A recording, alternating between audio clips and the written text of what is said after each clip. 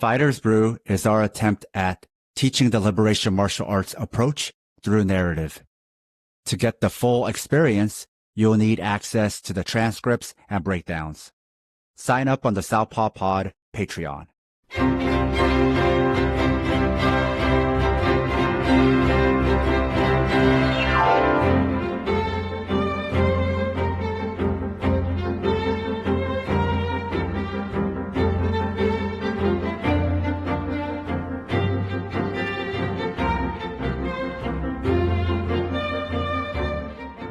Fighters Brew, Season 3, Episode 8.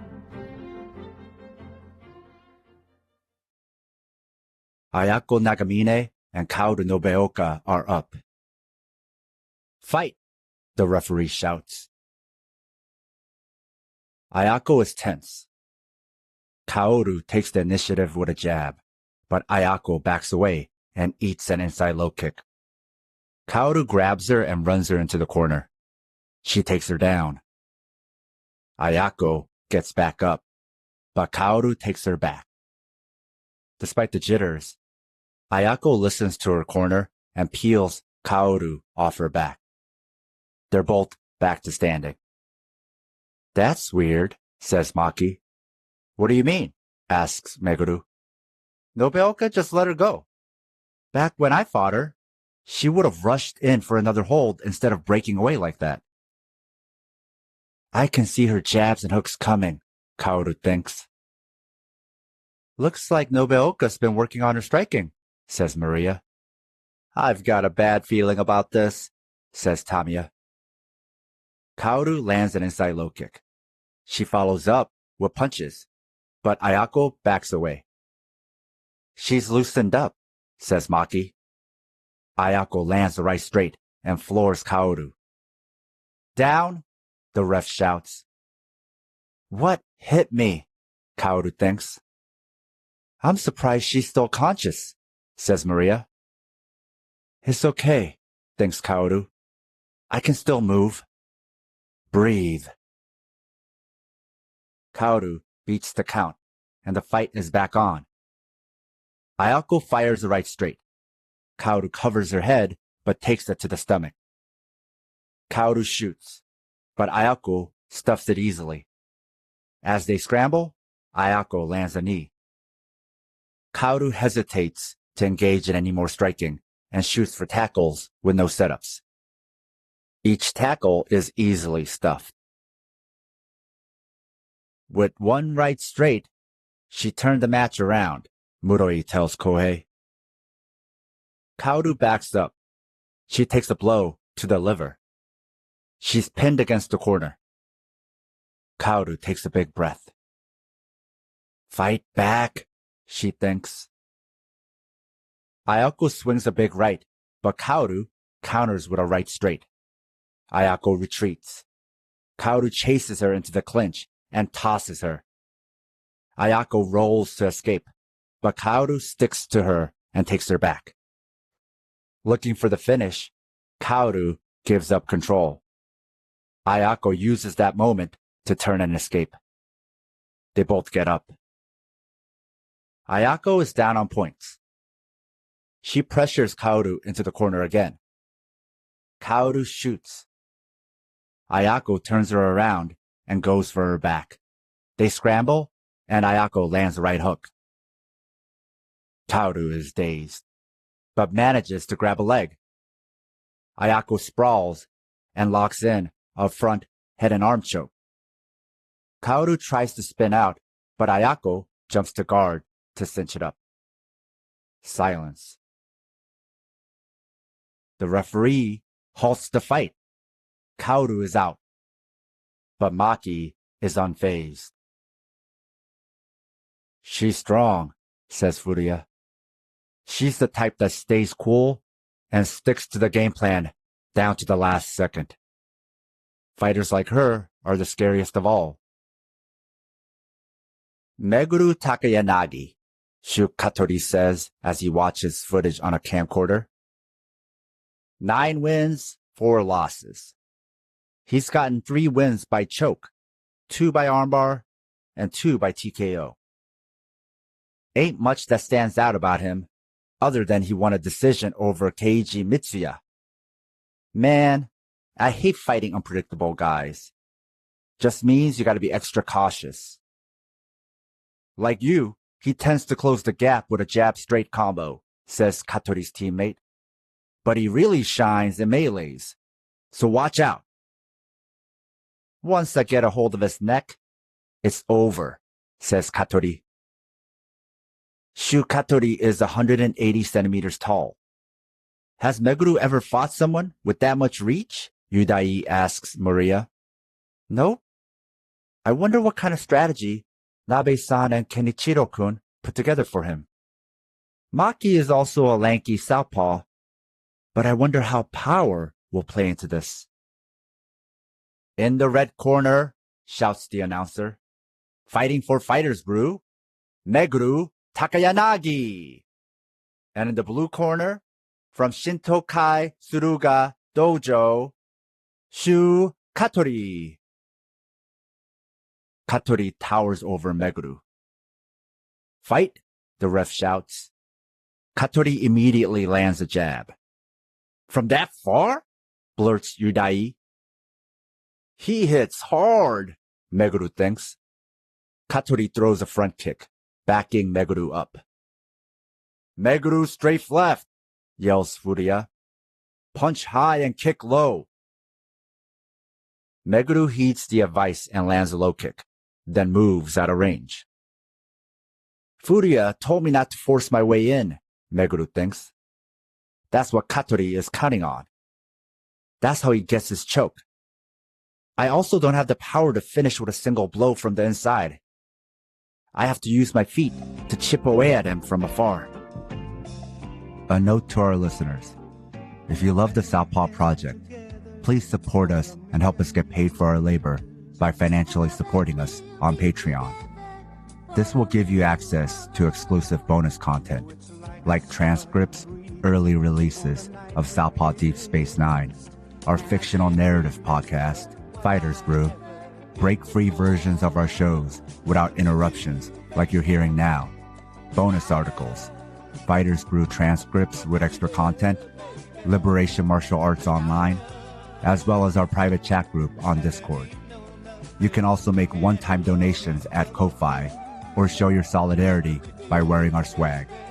You can find all pertinent links at southpawpod.com. Meguru lands another kick. Eventually, he'll get fed up and come to me, Meguru thinks. Nabe-san pointed out how he likes to lean forward like a wrestler. That's when I have to aim for the chin. Katori rushes forward, closing his own distance. Meguru ducks and throws a right uppercut. Katori evades and lands a knee to the body. Meguru looks for a clinch, but Katori takes control and lands another knee. Meguru is down. The ref begins to count, but Meguru beats it. The fight resumes. Meguru eats another jab. He fires back, but Katori ducks and tackles him. Katori spins around and takes his back. His height makes him feel like a blanket, thinks Meguru. I can't escape him. Katori cinches the rear strangle. Meguru is in trouble. He can't fight Katori's hands, but since Katori's legs are so long, Meguru finds space to spin around. Meguru is on top, but Katori breaks off and gets back up. Meguru is down on points. He circles left with jabs and lands another low kick, but eats a jab. I can read him like a book, Katori thinks. He's so predictable. Meguru drives for a tackle. Katori grabs a clinch. Meguru lands an uppercut, but eats a knee in return. He fires a hook to the head, and then another. You call that a punch? Katori thinks. It barely tickles. Keep your balance, Meguru tells himself. Katori's clinch is too loose, says Maki. Meguru lands another uppercut as Katori goes for another knee. Katori takes it, not expecting much power. Meguru lands Takashi's secret uppercut. Takashi can't believe it. Katori is stunned and releases the clinch. He throws a jab, but Meguru ducks. Expecting an uppercut, Katori lowers the knee. Meguru switches stances, closing the space needed for the knee, and lands another uppercut. Katori is down. Think he's done? Takashi's teammate asks. No, says Takashi. After a surprise attack, you need to follow up to get the KO. He'll get up. I want to see the ocean, Katori thinks. This doesn't end here. Not for my team. We're not done yet. The fight resumes. Meguru rushes in with another uppercut. Katori dodges. I'm not falling for that again, he thinks. Katori throws a knee, but Meguru blocks. They disengage. Katori throws a high kick. Meguru fakes the tackle and goes for an uppercut, but Katori lands a left straight. I've got to mix it up, Meguru thinks. Meguru fakes the tackle. Expecting an uppercut, Katori fires the left straight, but runs face first into a right overhand punch. Bullseye, says Takashi. Katori struggles to stay on his feet and shoots for a tackle. Meguru sprawls and takes his back. He secures a rear strangle. Meguru gets points for the submission attempt. However, Katori escapes and ends up on top. He transitions to an armbar, but Meguru escapes and passes to side pin. Did Meguru bait the armbar to get on top? Furuya wonders. Would Meguru even know the answer to that? Katori uses his wrestling to work back to his feet. They're back in clinch. The first one to get a takedown wins, thinks Katori. Katori trips Meguru and scores a takedown. No, Meguru thinks. Katori has the pin. I can't move, thinks Meguru. It's over. This sucks. Wait. Why is his hand on the mat? I can grab it.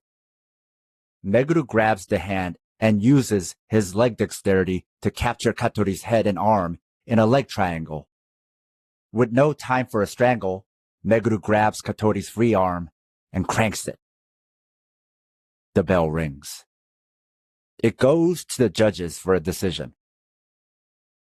Who won? Asks Yudai. I don't know, says Maria. The judges declare it a split draw. The judges will decide the match via vote by flag, says the announcer. It's 2-1 in favor of Meguru. He wins. Meguru and Katori shake hands. I don't feel like I earned that, Meguru tells Furuya. I bet. There's a chance element to fighting. Either of you could have won that fight. Today it just happened to be you. Cherish this victory. Looks like he's not the same kid you fought last year, Takashi's teammate says. His technique has no soul, says Takashi. It comes from improvisation rather than disciplined repetition.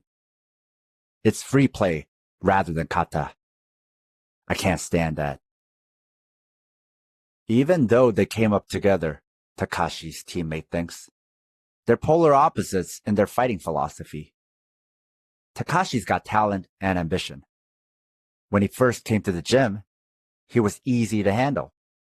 But bit by bit, he refined his technique and he got better and better. Rather than sparring, he prefers to do kata.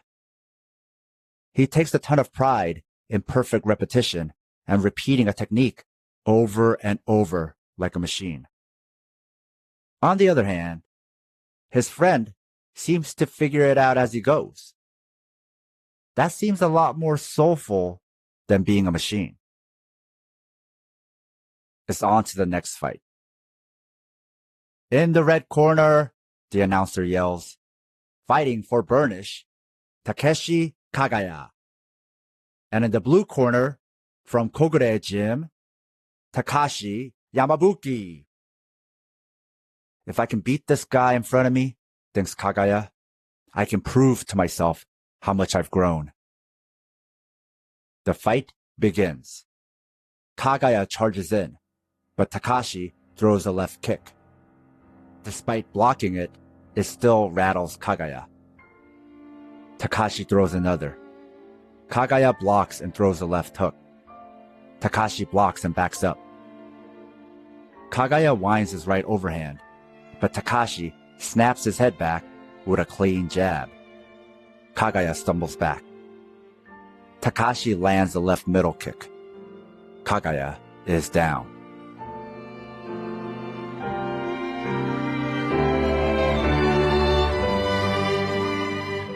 If you enjoy Fighters Brew and want to dive into the Liberation Martial Arts pedagogy, sign up on the Southpaw Pod Patreon.